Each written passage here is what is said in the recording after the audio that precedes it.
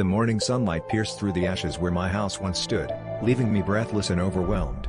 Everything I'd built, every memory, gone in a single night.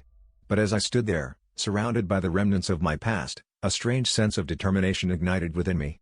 This was my ground zero, my chance to rebuild not just a home, but a life centered around the dreams I had long buried under daily routines.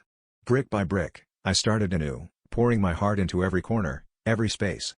The community rallied around me, their support and kindness a powerful reminder of human resilience. Through this devastation, I discovered a strength I never knew I had, turning tragedy into a canvas for my aspirations. The lesson? Sometimes, life's cruelest moments can be the very spark we need to reignite our passions and build a future brighter than we ever imagined.